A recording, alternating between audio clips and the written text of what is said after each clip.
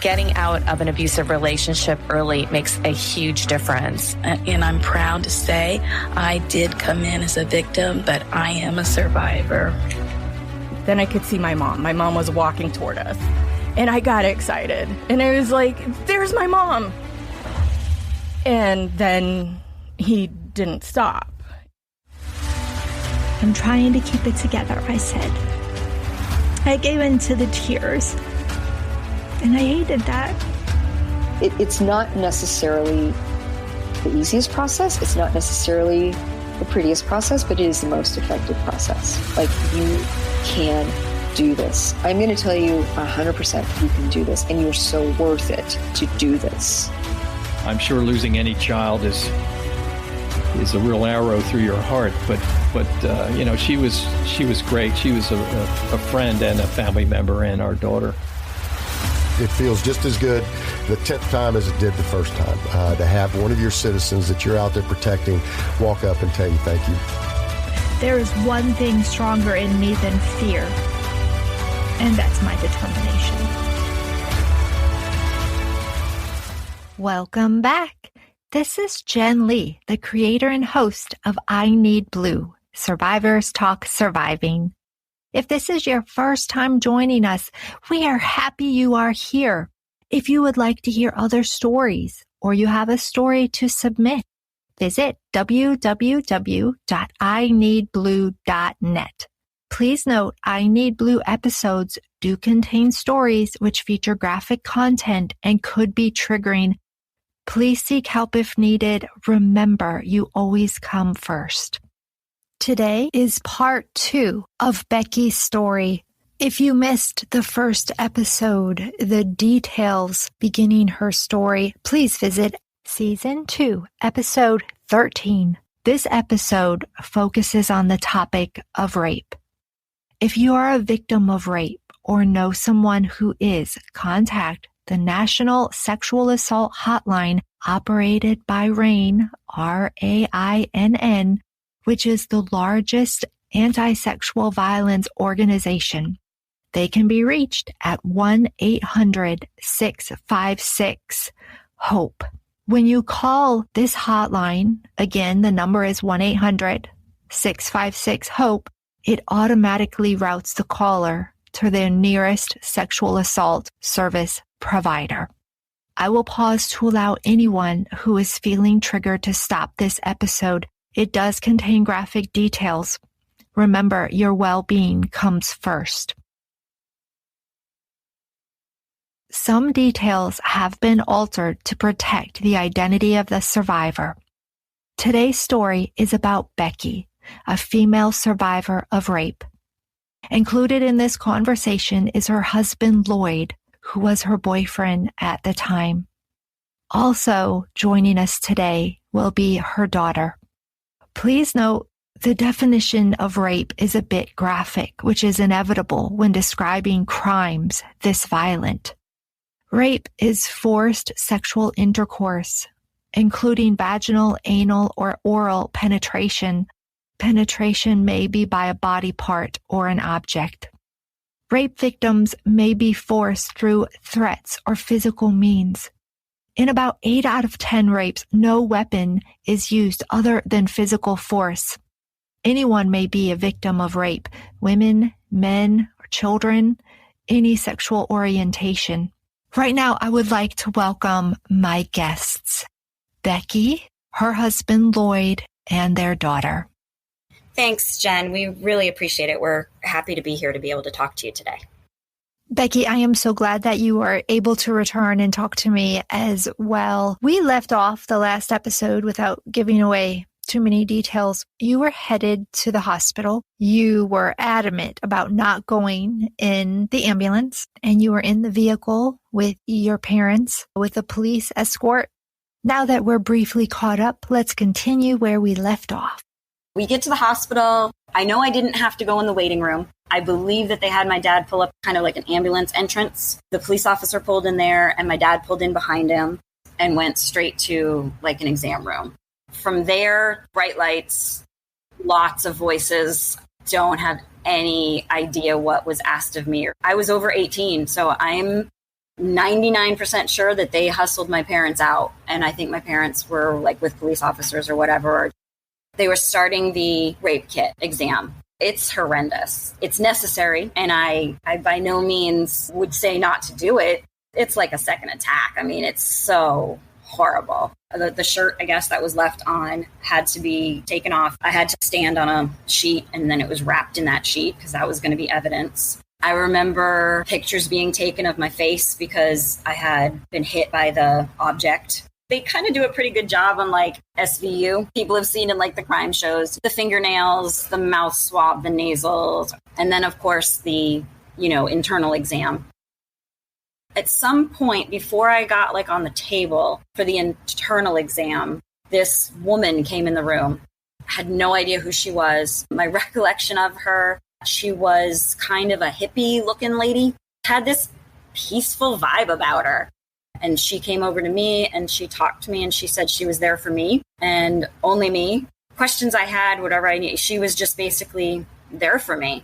I know she held my hand, talked me through the exam, what they were going to be doing. And it made a difference. I've spoken to people who have had the kit done and didn't have an advocate by their side. It's a world of difference from what my experience was. I mean, I'm not saying it was fun by any means. I didn't call this person. I didn't know who she was. As it turned out, she worked for the state's attorney's office. She had come up from a southern county where she had already done that for them. And then they asked her to move up here.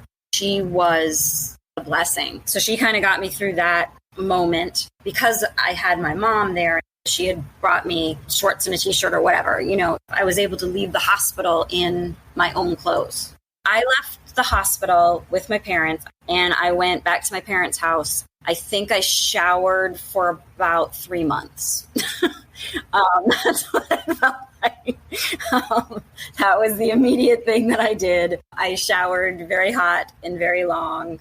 When you finally got to take a shower, did you just cry? There was as much tears as there was water in the shower. Yeah, it was. I was there until the water turned too cold to stay under anymore. I got into bed in my parents' spare room. I probably passed out / fell asleep. I woke up several hours later and family members were there. Word was getting around the family of what had happened. I would have to imagine after everything happened, you wanted to be alone. I had no desire to speak to anyone.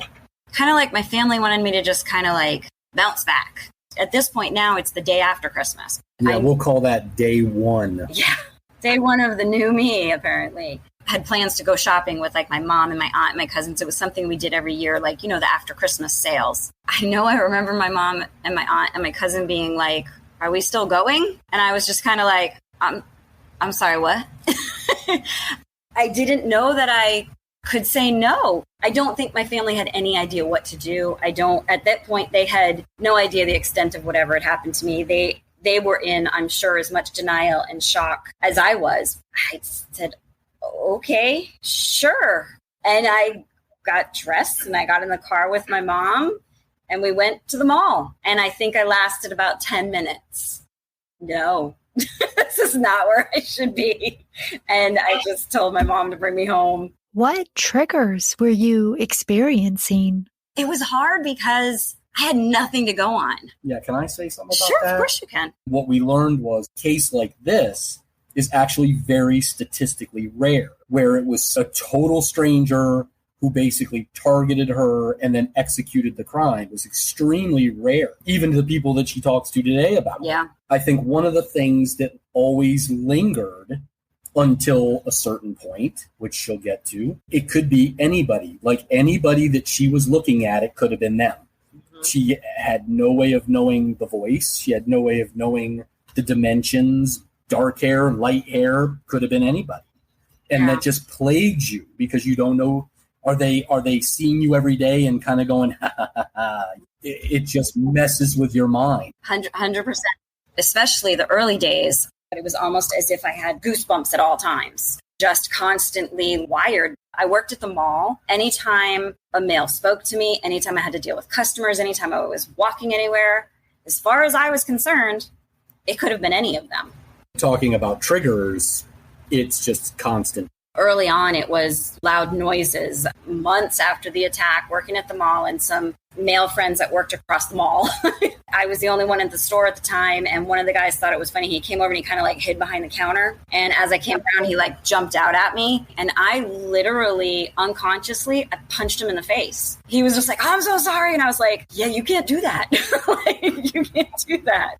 People knew that something had happened to me, but we had kind of put the story out. Someone had tried to break into my house, and I was able to get out a window and get away because I had to go give police statements. And so there had to be something that had happened, but I was not disclosing to everyone the full extent of what had happened to me. Lloyd, do you remember how you found out Becki had been hurt? If I gave you an answer to that question, I'd be lying. I don't remember. I know that I was there, and whatever I did made a very lasting impression on her parents. Yes. And my mother especially. They really didn't know me. I think you had met them once at the house, and my dad, you were a long-haired hooligan. At the time, I literally had hair down halfway down my back. He had a full-on, like, Billy Ray Cyrus mullet. Bleached out blonde. I wasn't very impressive. And whatever happened... because I remember what my mom told me. Well, at that moment, her father, who was like Archie Bunker... Very much like Archie Bunker. ...changed his idea about me. Yes. And I respect this so much and I appreciate this so much. But instead of just calling me or avoiding me or whatever, he called my house. He called my mother. What do I do? What does she need? What can I do? It was never about him. But my mom's just not like a super emotional person. But I remember her just being like weepy every time she talked about what he said to her. Lloyd, during this time, you had moved away. I was literally not living in the same town anymore. That first year was rough. I recall people telling me I was like the Walking Dead. They said like all the light had gone out of me. Basically fell into alcohol to cope. I wasn't even 21 yet. After the initial police investigation and, me giving them my statement, they had fingerprints and they had my rape kit, but it was 1990, so... It sounds like you're saying with what you provided them, it wasn't enough and they weren't able to catch him. Mm-mm. My dad actually went to work for a security alarm company. It was kind of becoming a new thing to put alarm systems just in like the average house. From that time on until my father died 7 years ago, it sort of became like his mission. He put together a program with his company that gave security systems to women who were trying to get away from violent partners or any kind of situation. It became his life's mission to save any other person that he could. How did your mom cope? She didn't treat me any differently. She didn't coddle me. Honestly, that's probably what kept me moving, kept my job. It was just assumed that I was just going to keep going. She was there for me if I needed anything, but my dad was much more my support if I was having a breakdown. I needed to kind of have at least something that felt like I wasn't scarred, and my mom and dad never made me feel that way. So that is what you needed? Yes. That's great. So at this point, we know Lloyd has moved away. Your parents are able to provide what you need. Let's fast forward because your story has a lot of different parts and we are not done. I had gone through like the first year of just surviving. Following November, having a party, and Lloyd showed up. We saw each other and that was it. We've been together since that night. We've literally been together since that night, about 11 months after the attack, and we've been together ever since. Flash forward, we get married a few years later, we have a kid, and then now we're 10 years. In that 10 years, honestly, what really put me to the healing and to becoming who I am today was having my kid. Becoming a mom, she's a cool kid, she saved me. Took me out of the trauma zone, and it made me want to stop being as vulnerable and as easily triggered. I hadn't really put a lot of work into getting better. I saw a therapist for probably almost a year, dug deep, and it was hard, but it was amazing. And it really put me on the path to keep going forward. And right towards the end of it, I found out I was pregnant. It was just perfect timing. I was in a much better mindset. It has been 10 years, and I still have no more of an idea who broke into my home that night, tied me up and raped me than I did that night. Nothing. I was just learning to cope with that aspect of it. I had no choice. It was just this phantom, and it was there, and I was moving on with my life. Screw him. Our child was about a year old. I got a call at the place that I was working. So I pick up the phone and they asked me, is this so-and-so? And I said, yes. And they said, this is Officer so-and-so, and we're calling you about a case that you're involved in. This is something that happened in 1990.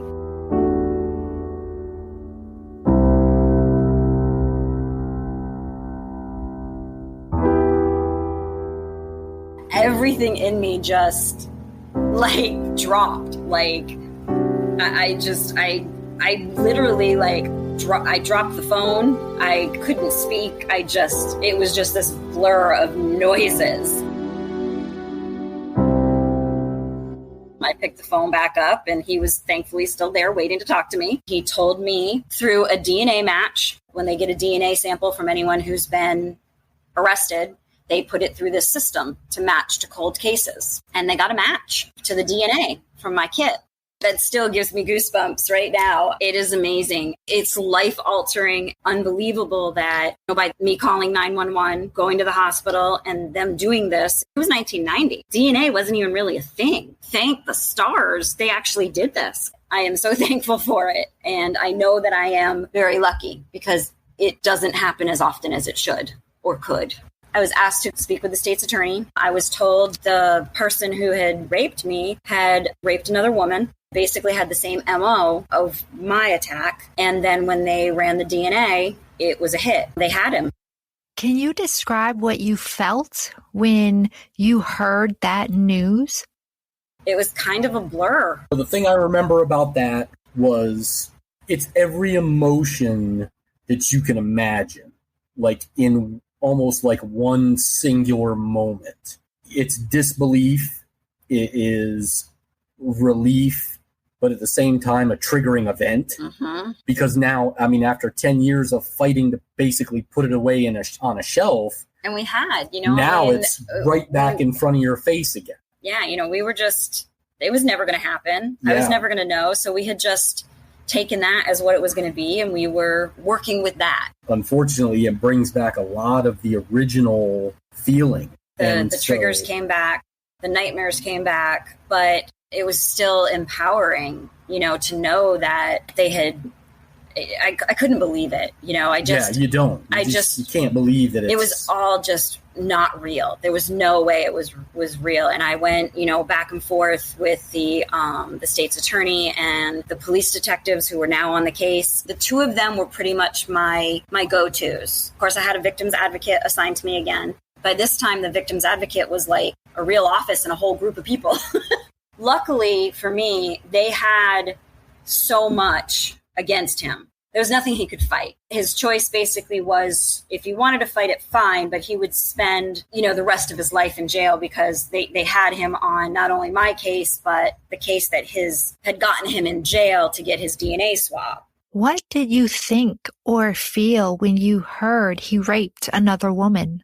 I just wanted to find her and hold her because it was new for her. He, I guess, had gotten sloppier because, as we'll find out, I wasn't his first, and there were many before the 10 years was over. He, I guess, started talking to people. The last person that I know of that he attacked, who, became the trigger point for my DNA matching and all of that, she recognized his voice, I believe, and she knew who he was. So that was how they had first gone to him and questioned him and arrested him. They had done a DNA swab of him, matched it to her, and then put it through the system and then found myself. There were no other DNA matches, but there were MO matches. He allocated to the current case, my case, and a few others that they knew they had him on, but they didn't have DNA. In total, at that time, I believe he had allocated to a total of 5 cases. All of the ones that they have him on is Florida. So I didn't have to testify because he made a plea bargain. But part of his plea bargain was that he had to explain each case that they had him for, give them evidence to explain how he had found his victims. In my case, when I had gone to Walgreens that night to get the laundry soap and whatnot, apparently he was in the store and he saw me and he heard me talking with the cashier about how excited I was that I had the house to myself. He then followed me probably 5 miles, which pisses me off so much now because it was Christmas night.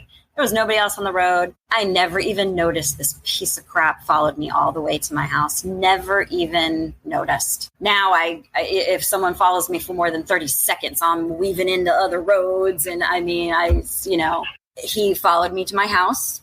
And then he went and parked somewhere down the street and basically just waited for me to turn my lights out. He tried to get in through the slider, but the stick that was in the door had stopped him. But then he found that the window to the garage was loose. It was broken. And he was able to get in through that. And when he stepped in, he stepped on the dryer and he hit the washing machine lid and the washing machine lid fell down. And that's what I heard. And to this day, there's another trigger. I just get mad now.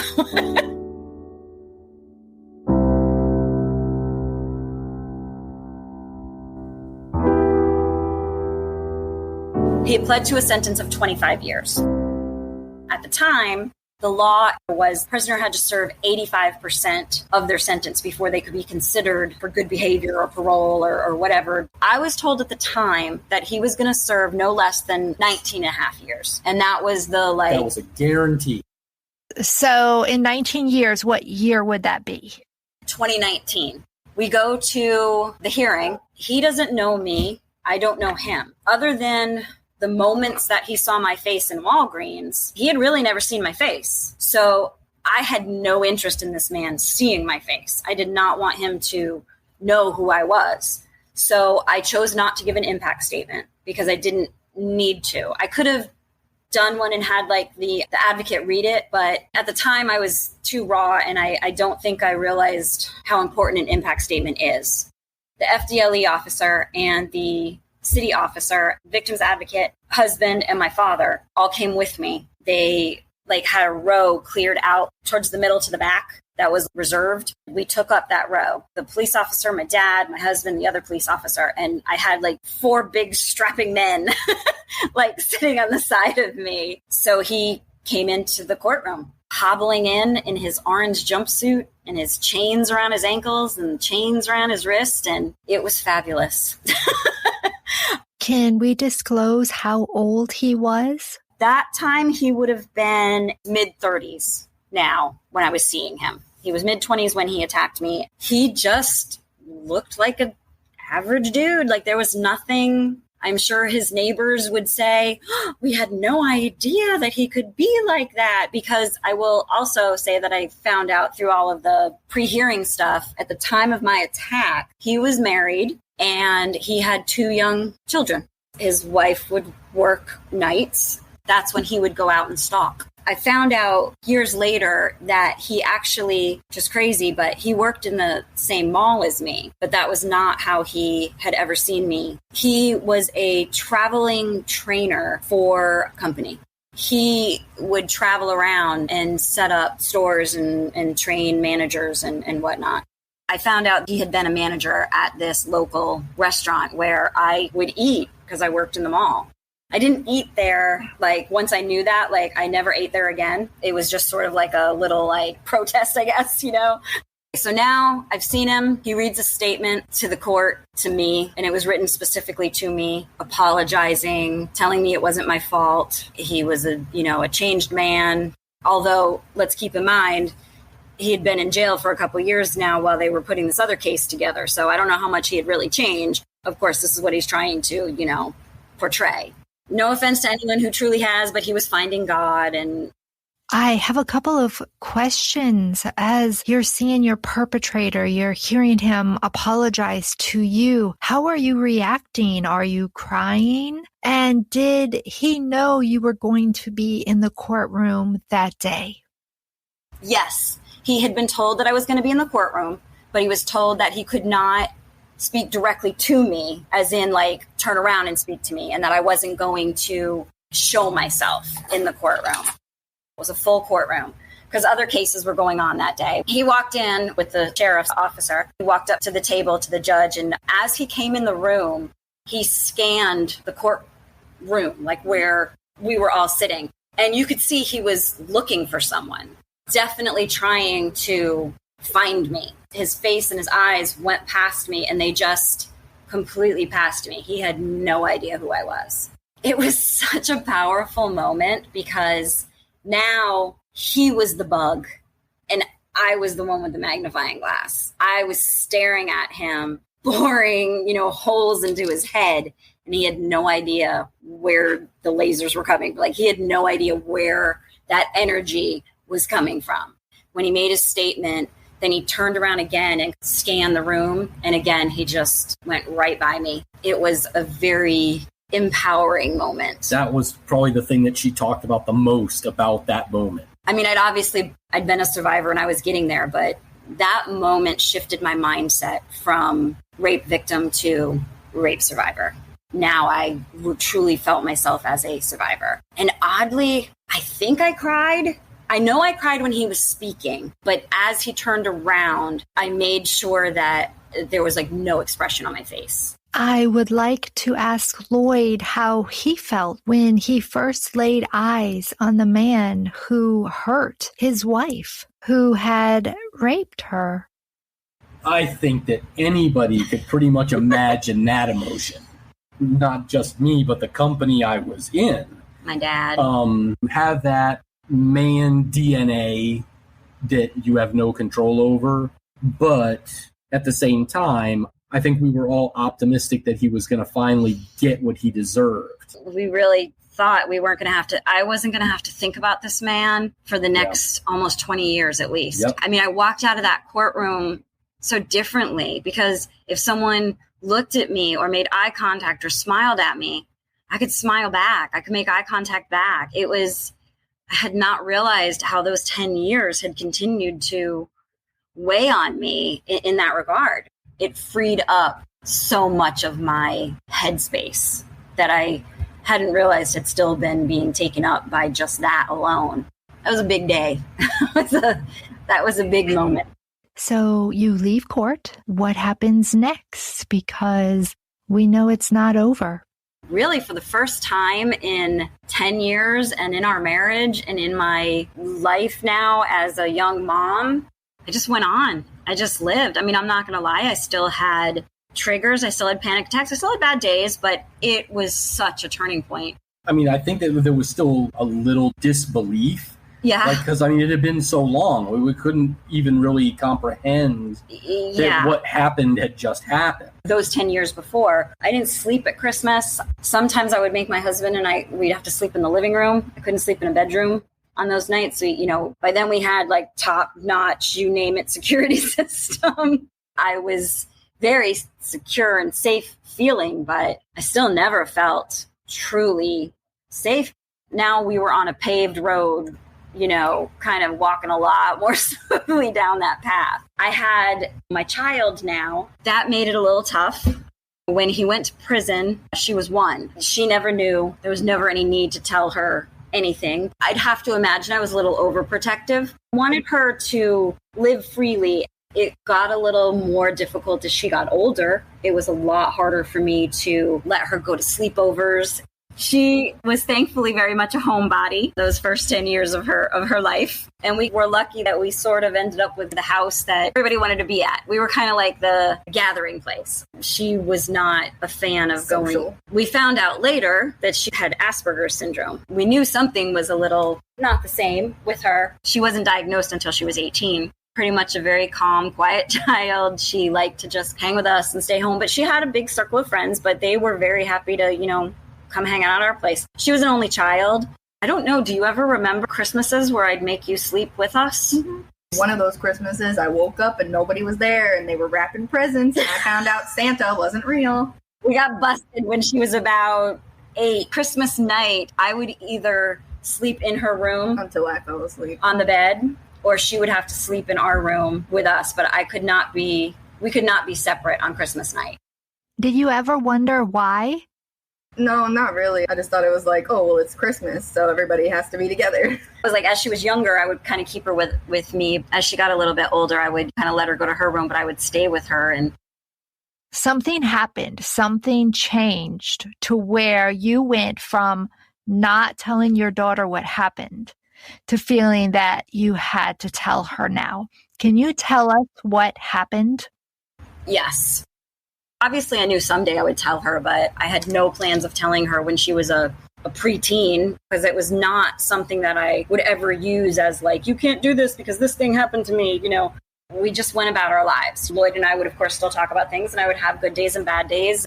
Curious, this is a question for you. Do you recall like breakdowns that you didn't understand or anything? No, I think you hid them. I don't think I ever really saw anything. Thought he was going to be away for 19 years. Weren't going to have to worry about it in that time. Every year around Christmas, I would do a search, and I'd be able to find him and find out where he was. There's a thing called Vine. You set up your phone number anonymously, of course, but you match to your case or your perpetrator or whatever. And anytime this person is released or moved or anything happens with them, you are notified.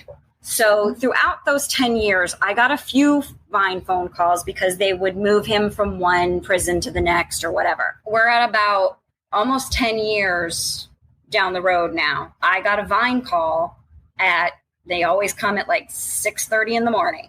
They're telling me that prisoner so-and-so has been released, blah, blah, blah, probation. And I'm like, it's just very matter of fact. As of this day, he was already out. Like, he was leaving that day. Like, there was no ahead warning. He was leaving that day, being let go. I was just in shock. I had another 10 years before I had to worry about this. This can't be right. So I called my victim's advocate, who I was still in touch with. I said, what the heck is going on here? This can't be right. She didn't even know. Nobody knew.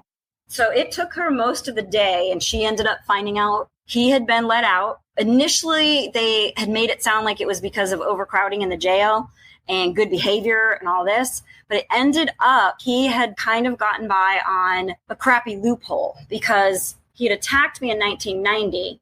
He had been arrested in 2000. So the law in 2000 was that he had to serve 85% of his sentence. But because he had done the attack in 1990, that law didn't exist in 1990. So they used that to say that he couldn't be held to the 85%. Do you know if he had any family members in the courtroom?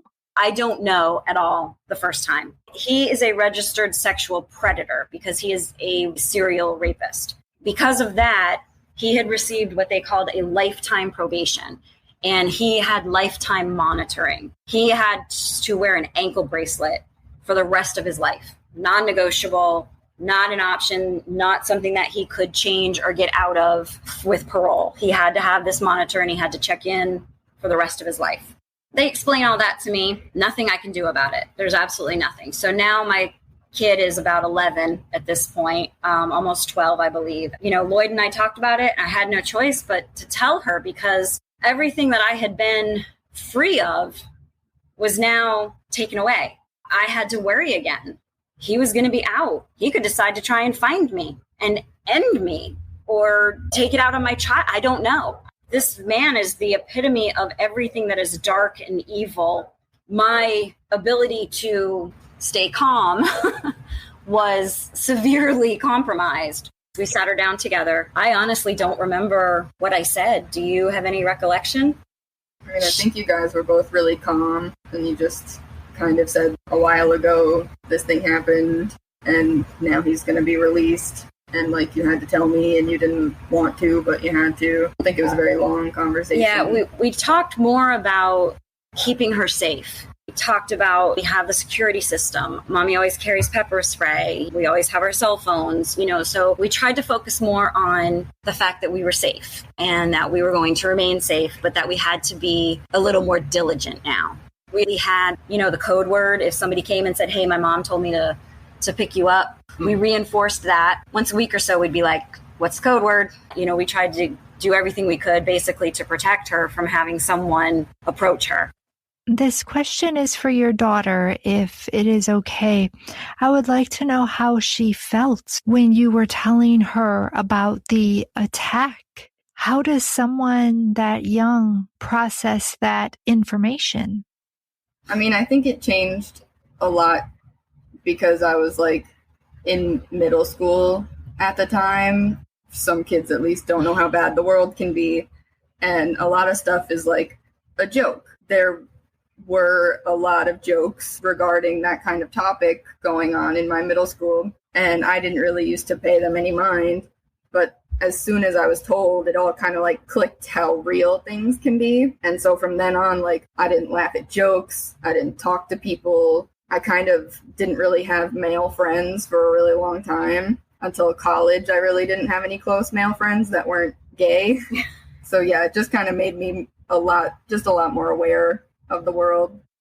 She was always very clear-headed, very logical. It just sort of made this part of the world like a real thing now. You know, she's very empathetic. She's very much an advocate for survivors. And I mean, I never experienced anything, any of it. I still kind of end up with the same symptoms of like PTSD or something. You know, I can't have somebody, maybe that's one of the reasons besides being autistic, that I can't have somebody like hug me. I don't really trust people that easily, and I'm always very wary of doors and windows, and I'm always kind of thinking of the worst case scenario. Like, well, for an example, there was one time that me and my friend walked to the park, even though I didn't want to, and then it got dark, but we went to a gas station and we got slushies, and the whole time when we were walking, I was just thinking, how am I going to kill a man with this straw if they come up behind us right now?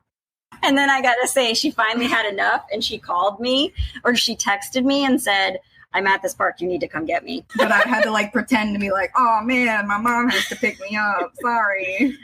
Except I flew into that park like a wild woman and threw those kids in the car, and I went full mama bear. When you've been a victim of crime, you redefine danger. Would you agree? Yeah, your opinion of what could happen changes so differently. It changes the mentality that I think a lot of people kind of have, where it's, oh, it couldn't happen to me. And it changes it to where, like, I'm always hyper observant of anything could happen to me at any moment, and I need to be prepared.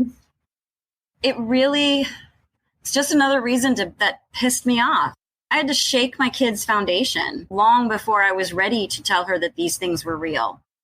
I had to kind of rip that innocence, that, you know, I had to rip that blindfold off and be like, sorry, kid, that stuff you see on TV, those jokes you hear, yeah, no, it's there. Those people are really, the boogeyman isn't pretend. That really sucked. That's when I think I started to be a little more angry. I mean, I think at a certain level, I am glad that I knew so early, because I was able to kind of be the protective friend. And like, if I was going to go somewhere with my friends, I kind of always had it in the back of my mind, like how I was going to handle the situation and how I protect people. And so probably actually made her going off to college for me a little easier, because I didn't have to lay this new weight on her. So this is 2010. About 12 years ago, he was let out of jail. So where is he now? He is now, thankfully, back in prison. There were at least 2 or 3 instances where his monitor stopped working, and so they couldn't track him for, like, one of them was 45 minutes, one of them was 3 hours. His story was that the battery had just died and something had malfunctioned with the battery, because it doesn't have GPS on it. It's just kind of shows if he's out of range or whatever, or if it's not tracking, I guess. We fast forward again now, 2018. I get another Vine call, but this time he's in prison on the other side of the state. And that's just different, because normally he just kind of goes to like the county jail for a couple of days. They realize they let him go again. I call this next, person, whoever they've given me to. I told him who I was, and he explained to me that he had been caught in a sting where they were getting people who were working as basically unlicensed contractors. Well, they got him. It turned out that he had been practicing as a building contractor, like a handyman, for at least a couple of years. He didn't have a contractor's license because he couldn't get one, because you can't get a contractor's license if you are a convicted felon sexual predator. He had to go on trial for that. He was in jail for about a year. Sometime in 2019, because he's a lifetime parolee and a sexual predator, he has to answer to the courts where his parole is coming from his rapes. Late 2019, early 2020, he went before the judge in the other county in the state. That judge gave him 20 years for the parole violation. He said, you're not just going to do like 5 years or whatever. We're going to sentence you to 20 years. That was good.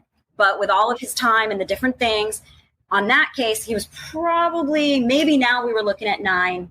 Maybe he would actually serve maybe 9 to 10 years. So now he had to get moved to go before the district judge. And the assistant state's attorney here said he has broken his parole time and time again. He's going to reoffend.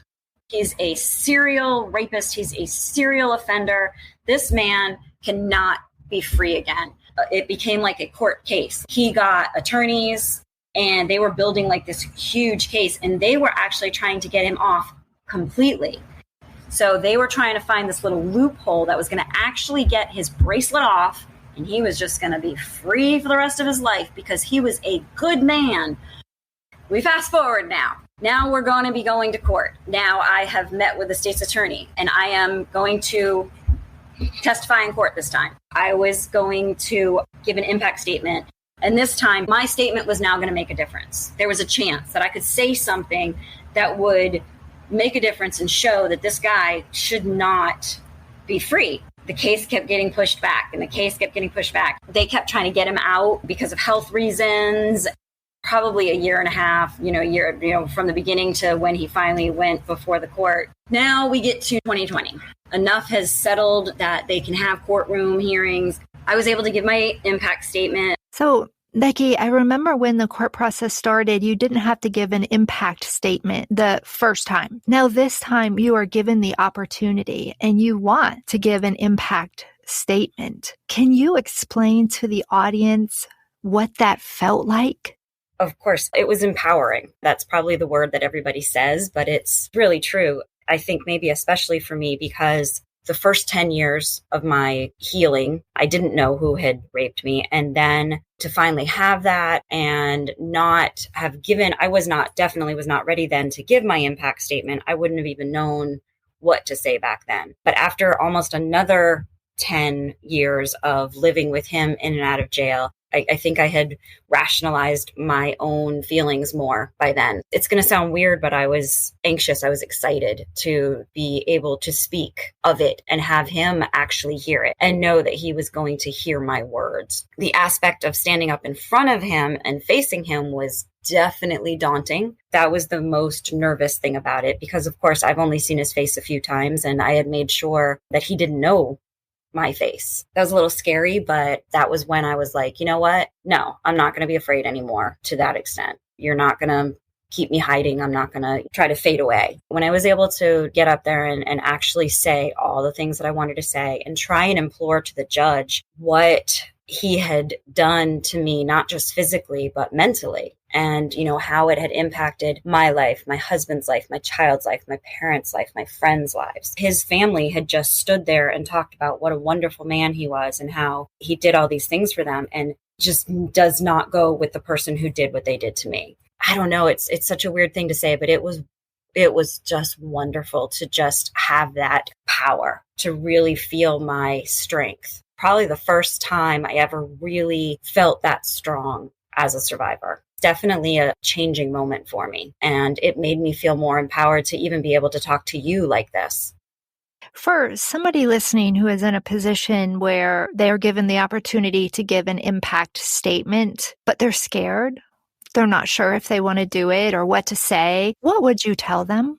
For me, I would say if you have any desire to do it and you feel like it would make a difference, then of course I encourage them to do it 100%. Depending on how their court system works, most will allow someone else to read the statement. whether it be an advocate or even maybe attorney or states, I'm not sure, but I know I was offered that. If I didn't want to stand up in front of him physically, I could have had my advocate read my statement. She would have stood with me. So I wasn't up there in front of anybody by myself. If you're at the point where you're being able to give an impact statement and you want to kind of release your voice, I absolutely encourage somebody to try and do that. It's going to help in your healing. Through journaling here and there, I had kind of written things to myself and written things to him. So it's something that you can do even if you never get a chance to read it in court. I think making that impact statement, I learned much about myself and where I was now, and it was really powerful.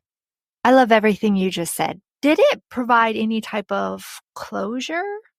Yeah. A lot of times you hear people say, oh, the family needs closure or the survivor needs closure. And we know as survivors, there's really no such thing. It's horrible to say, but the true closure will come when he's no longer of this world. And that's probably harsh to say to some degree, but I mean, that's the truth. Any little other bit of empowerment and closure that I can get, I will take it. And definitely the impact statement was a huge piece to that because he was actually hearing from me this time. It wasn't the judge telling him that he was going to have to pay for this. It wasn't the cops or attorneys or whatever. It was me. My words, my voice, where he had taken that and taken so much from me, virtually destroyed whoever I might have been on the path to be that night. Where my life was going as a 20-year-old in that moment, that it completely diverged to another road. And here I am 32 years later, and I'm proud beyond words of who I've become and family in my life, and I'm super happy.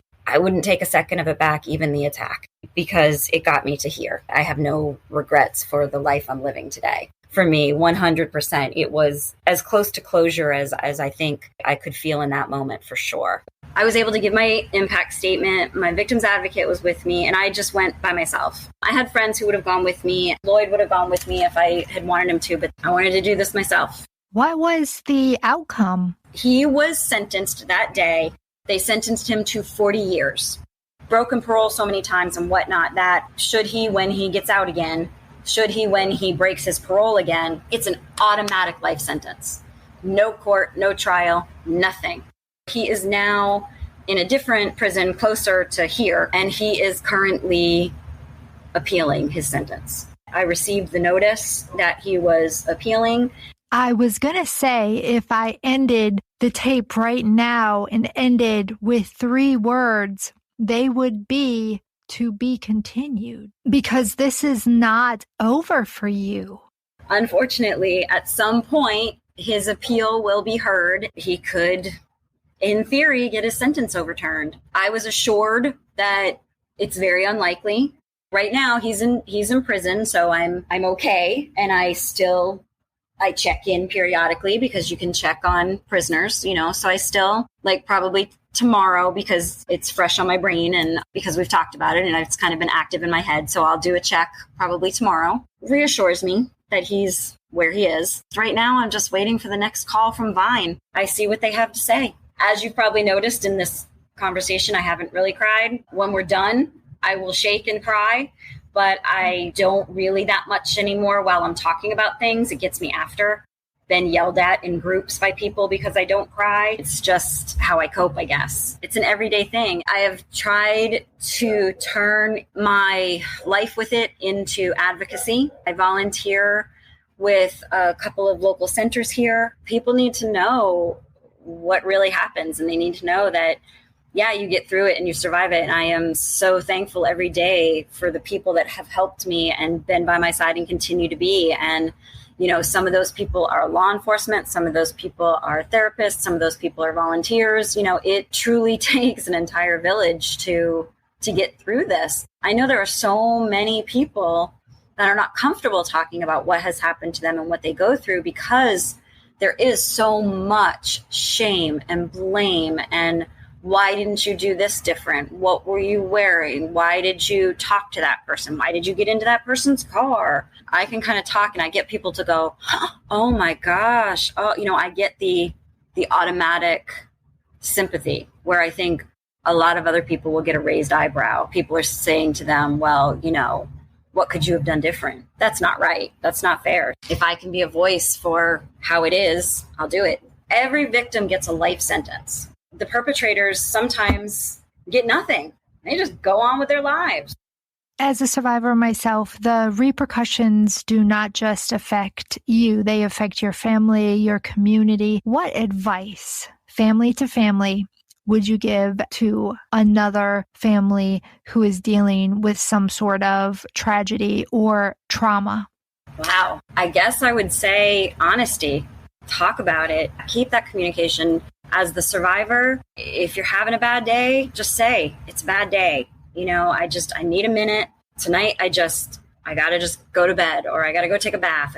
I need a minute, and support that, and as the secondary survivors, which is what, my husband and my child are, and my father was, and my mother. And, I try to remember to support them too. I went through a lot of my older journals in the early years, and I have some things where I wrote that Lloyd just didn't want to hear about it anymore because I said the same thing over and over again. And that's not diss against him. That's just what it was because of what I was going through, and it was wearing on him. Seek help from counseling, find people to talk to. And what would you guys say from your aspect of it?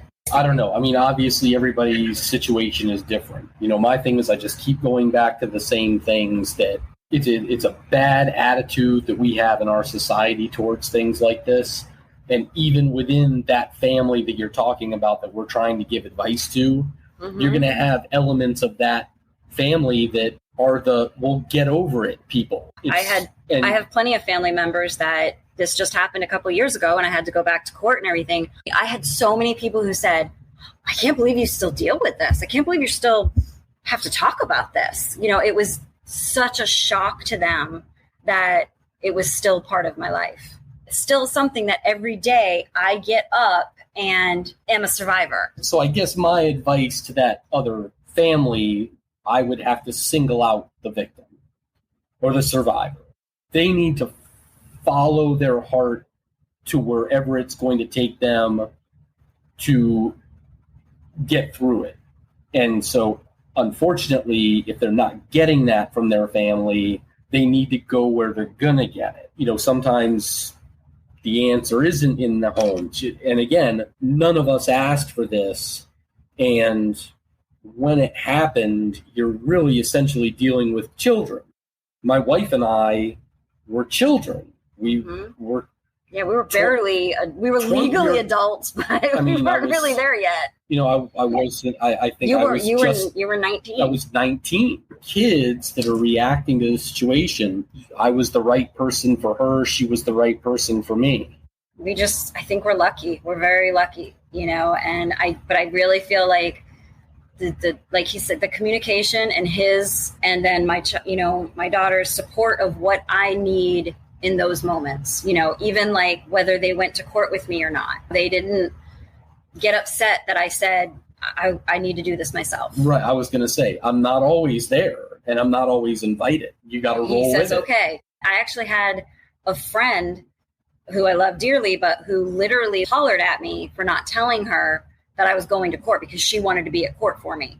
Well, I appreciate that, but I didn't want you there. It was the one time that I wasn't going to have to worry about if my husband was okay, if my kid was okay, if my mom was okay, if my friends hearing these things were okay. I was going to be worried about. I had my victim's advocate by my side, and I had the state's attorney, and they were there to make sure I was okay. And that's what I needed. So you have to have that understanding. Communication and listening, and like I said, counseling. Seek counseling. Don't be ashamed. Seek help. I think that's what I would just say is there's no shame in like not laughing at a joke that's, offensive or not funny. There's no shame in not wanting to go out. There's no shame in talking about it or not talking about it. There's no shame in becoming an advocate, becoming an activist, being super loud and talking about it constantly. Like there shouldn't be any shame in that. It's important. And so if there's a family member who feels like, they don't want to speak out about it, or they're fearful of what other people might think if they start to become like super vocal about it, or if they start to be like, hey, you can't say stuff like that, just don't have any shame in standing up for it. And there's no shame in breaking down. No. There's no shame in feeling sad about it. There's no shame in crying. There's no shame in if you get triggered or if you feel triggered by something. There's no shame in feeling those feelings again and going through them. Thank you. And yes, for secondary and the survivor. If you have to cry in front of strangers, just do it. They don't care. They'll forget about it in a day. That is true. That is very true. Wow, you have an amazing family, and everything you just said is so important. Thank you for sharing that amazing and special family. I do. Thank you. I am very well aware that I'm very lucky. I don't know how it happened, but I'm very thankful for it every second of every day. I have one more piece of advice. All right, now she's talking. I have one more piece of advice. Get a crazy dog who doesn't like anybody. She adopted a dog who was an abused rescue, and he is very reactive. He's not good with people, but he is crazy protective of her and of us. And I will say that her having that dog it helps me sleep at night. Becki, Lloyd, and your wonderful daughter, thank you so much for being my guest today. Your encouraging words, Becki, and just the support that you are providing your wife and your mother is absolutely amazing. Thank you for being my guests. Thank you, Jen. We really appreciate it. You taking the time to talk to us and to help us tell our story so that maybe we can help someone else. So we really appreciate that and what you do. Thank you. This is Jen Lee, creator and host of I Need Blue podcast. If you like this story and you would like to check out others, visit www.ineedblue.net. And remember, you are stronger than you think.